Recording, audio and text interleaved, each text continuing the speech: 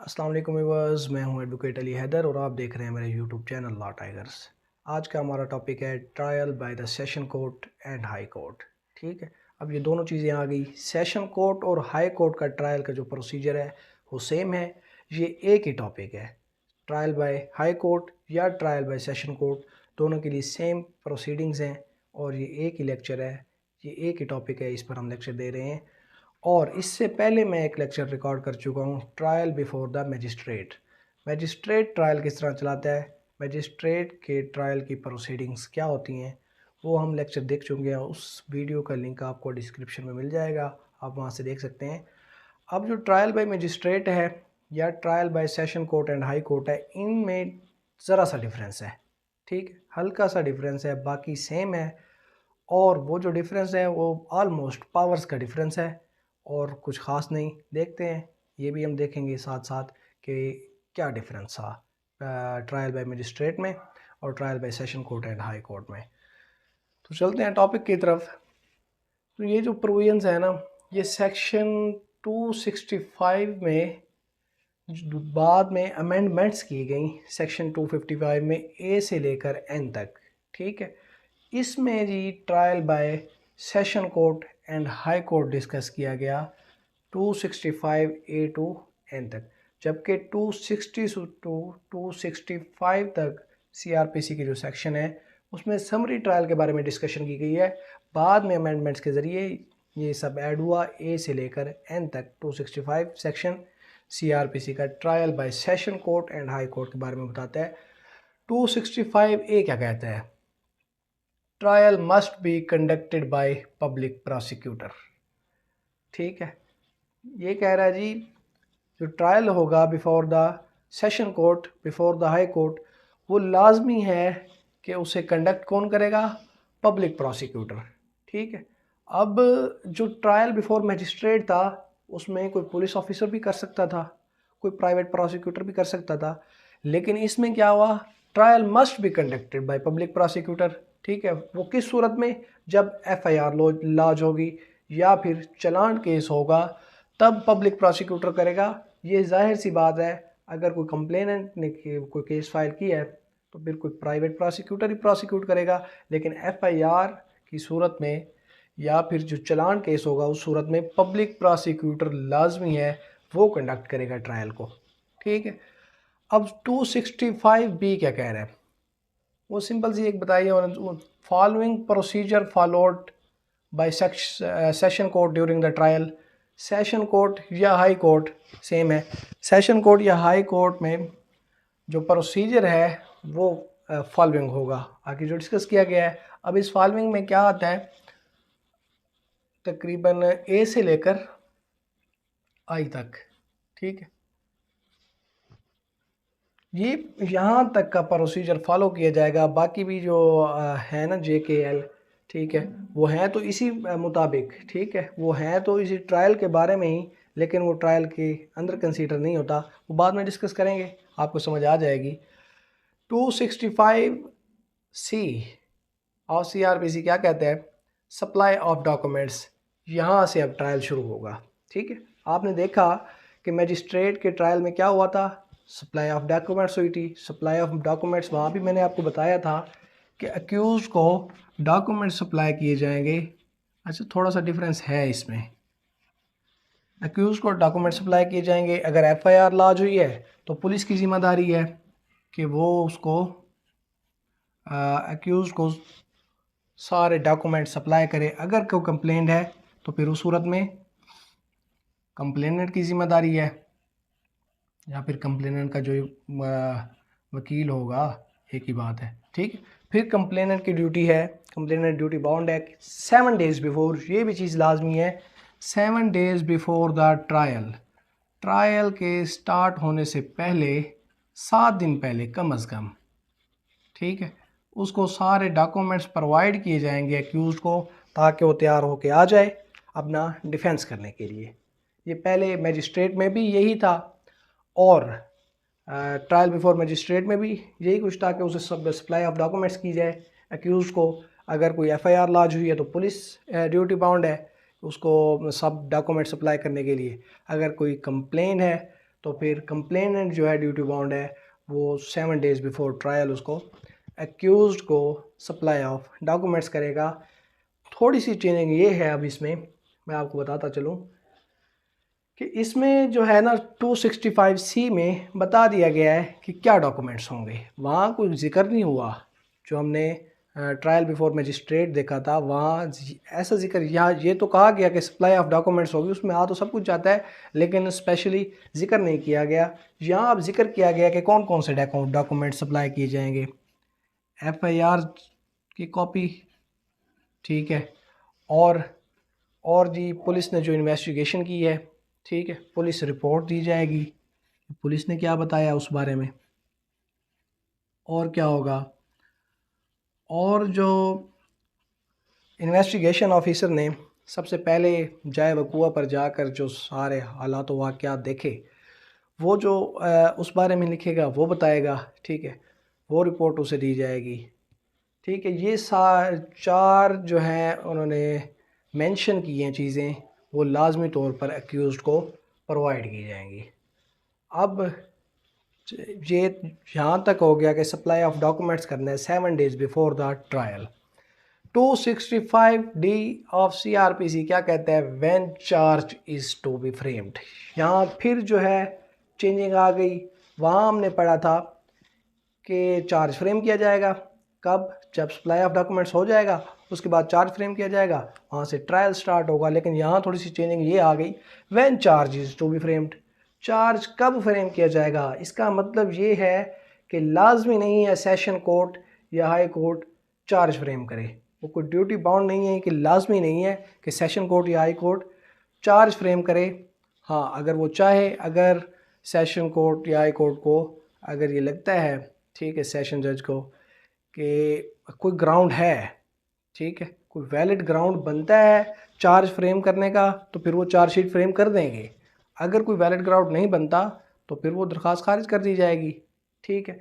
तो when charge is to be framed का मतलब ये है कि कब चार्जशीट फ्रेम की जाएगी, कब चार्जेस लगाए जाएंगे, जब कोई वैलिड ग्राउंड सेशन जज को मिला या जस्टिस ऑफ हाई कोर्ट को मिला, तब चार्जशीट फ्रेम की जाएगी।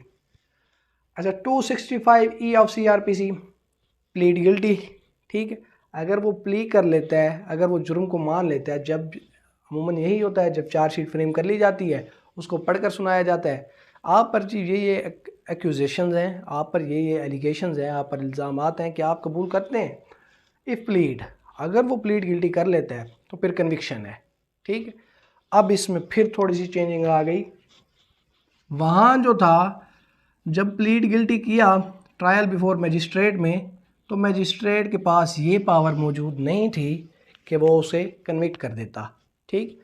वहाँ क्या करना था मजिस्ट्रेट ने वहाँ लीनियंट व्यू लेना था, शो काज देना था। जी बताएं आपने ये क्यों किया, ठीक, आप कुछ क्यों आपको सज़ा ना दी जाए, ठीक, आप उस बारे में कुछ कहें।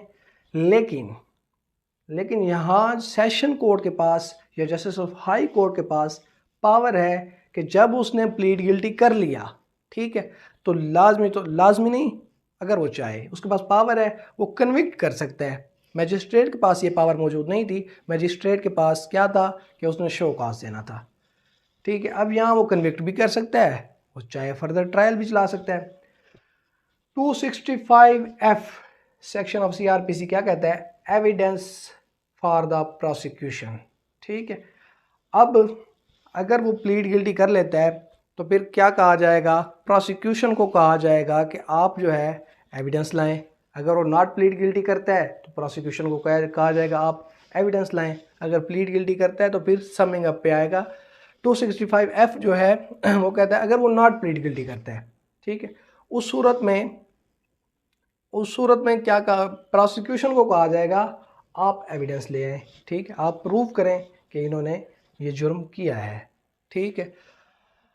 265G सेक्शन ऑफ CRPC क्या कहता है, summing up prosecution plus defence. यहाँ फिर समिंग अप किया जाता है जब उसने लेट से प्लीड गिल्टी किया, उसने अपना काबिल जुर्म कबूल कर लिया, फिर उसने अपना सेशन जज ने क्या किया, उसे कन्विक्ट नहीं किया। अगर वो चाहे तो कर दे, उसके पास पावर है, लेट से वो नहीं करता, ठीक है। वो फिर कहता है समिंग अप, ठीक है। प्रोसिक्यूशन को कहा जाता है आप जो है अब समिंग अप करें, सम अप करें अपने सारे एविडेंसेस को, और फिर इसके बारे में देखते हैं कि क्या सज़ा देनी है।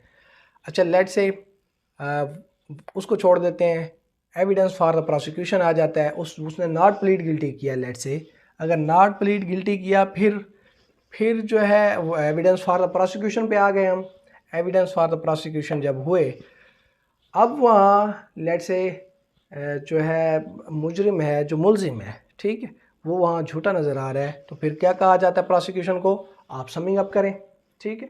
आप अपने केस को सम अप करें, टोटल एविडेंसेस अपने ले आएँ, ठीक है। जब वो सम अप करता है तो फिर उसके बाद भी कहा जाता है डिफेंडेंट को कि आप डिफेंस करें, बताएं, जवाब दें इसका, ठीक है। लेट से अगर उसने नॉट प्लीड गिल्टी किया था और उसे कहा गया कि आप समिंग अप करें, डिफेंडेंट को कहा गया, ठीक है, आप अपने ले आए एविडेंस, ठीक है, आप सम अप करें। अब जब वो एविडेंस ले आता है, वो सम अप करता है, फिर प्रोसिक्यूशन को कहा जाता है आप आए, ठीक है, आप इसका जवाब दें। अब यहाँ सम अप किया जाता है according to 265G of CRPC। 265H क्या कहता है, एक्विटल और कन्विक्शन। अब यहाँ तक हो गया, समिंग अप हो गया, रिप्लाई हो गया। जब ये सारा कुछ हो गया, फिर एक्विटल है या कन्विक्शन है। हमने पहले देखा कि ट्रायल की एंडिंग कहाँ होती है, पहले भी कई बार पढ़ चुके हैं। ट्रायल जो है एंड या एक्विटल पे होता है या कन्विक्शन पे होता है, या किसी को बेगुनाह करार देकर एक्विट कर दिया जाता है, ठीक है, या फिर उसे गुनाहगार करार देकर उसे सजा सुना दी जाती है, ठीक है। 265H क्या कहता है, जब यहाँ तक हो जाता है, सम अप हो जाता है, रिप्लाई वगैरह हो जाते हैं, फिर आप उसे एक्विट करें या कन्विक्ट करें, जो भी उसकी सजा बनती है दें। अगर वो बेगुनाह है तो फिर उसे रिलीज़ करें, एक्विट करें। 265I सेक्शन जो है वो कहता है procedure in case of previous conviction. बार बार हम पढ़ चुके हैं, प्रीवियस कन्विक्शन में क्या होता है, सज़ा को बढ़ा दिया जाता है, ठीक है। अगर कोई प्रीवियसली भी कन्विक्टेड है, फिर उसकी सज़ा को इन्हेंस कर दिया जाएगा, बढ़ा दिया जाएगा, ठीक हो गया। सॉरी यार, यहाँ आना था ना। अच्छा जी, 265J सेक्शन ऑफ CRPC कहता है statement under section 164 is admissible. मतलब ये है कि अंडर सेक्शन 164 की जो स्टेटमेंट है वो एडमिसिबल है, ठीक है, उसको एविडेंस के तौर पर लिया जा सकता है। अब यहाँ से ये भी एक चीज़ सामने आई कि स्टेटमेंट ऑफ 164 जो है ये भी उन डॉक्यूमेंट्स में आएगी। हमने जब डिस्कस किया कि एक्यूज़ को कौन कौन से डॉक्यूमेंट्स दिए जाएंगे, FIR दी जाएगी, पुलिस रिपोर्ट दी जाएगी, स्टेटमेंट ऑफ 161 भी दी जाएगी, स्टेटमेंट ऑफ 164 भी दी जाएगी, और जो है इन्वेस्टिगेशन ऑफिसर ने जब जाए वकूआ पर जाकर सारी तफ्तीश की, ठीक, वो भी सारा कुछ पेश किया जाएगा उन डॉक्यूमेंट्स में। 265K ये पावर है सेशन जज की to acquit accused at any stage.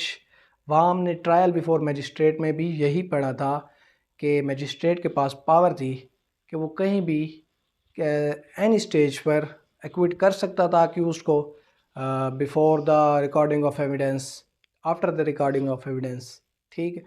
कभी भी किसी भी स्टेज पर वो मजिस्ट्रेट चाहता, ठीक है, वो उसे एक्यूज्ड कर सकता था अगर वो रियलाइज़ करता है। इसी तरह सेशन कोर्ट के पास भी पावर है, power to acquit accused at any stage. किसी भी स्टेज पर एक्यूज्ड को एक्विट किया जा सकता है, उसे बरी किया जा सकता है। 265L जो है ये बताता है पावर ऑफ एडवोकेट जनरल। मैंने पहले बताया फर्दर जो आई से आगे हैं ये हैं तो ट्रायल के बारे में ही, लेकिन ट्रायल के अंदर नहीं कंसीडर होती, उसमें ट्रायल नहीं चल रहा होता, लेकिन ट्रायल के बारे में ही है। Power of advocate general to stay the prosecution, ठीक है। अब ट्रायल बिफोर द मजिस्ट्रेट में हमने क्या पढ़ा था कि मजिस्ट्रेट के पास पावर है, वो जब चाहे वो स्टॉप द प्रोसिक्यूशन कर सकता है, वो केस को स्टॉप कर सकता है। ठीक, अब यहाँ क्या आया, power of advocate general.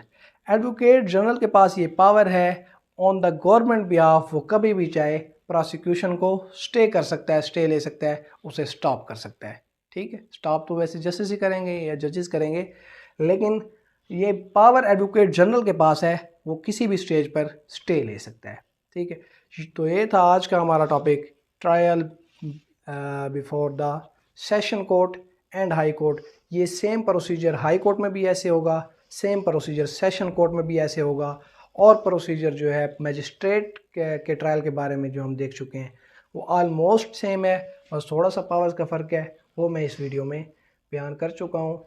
CRPC के नेक्स्ट टॉपिक से अवेयर रहने के लिए मेरे चैनल को सब्सक्राइब कर दें, हमारे साथ रहिएगा। अल्लाह हाफिज़।